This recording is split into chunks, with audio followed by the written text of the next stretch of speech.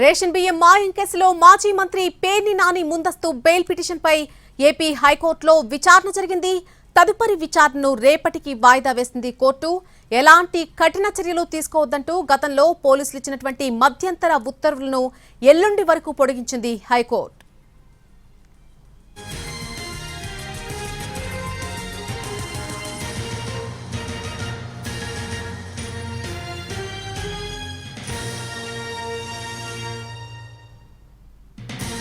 Ration బియ్యం మాయం కేసుకు సంబంధించి మాజీ మంత్రి పేర్ని నాని ముందస్తు బెయిల్ పిటిషన్పై ఏపీ హైకోర్టులో విచారణ జరిగింది. తదుపరి విచారణను రేపటికి వాయిదా వేసింది హైకోర్టు. ఎలాంటి కఠిన చర్యలు కూడా తీసుకోవద్దంటూ గతంలో పోలీసులు ఇచ్చినటువంటి మధ్యంతర ఉత్తర్వులను ఎల్లుండి వరకు కూడా పొడిగించింది హైకోర్టు.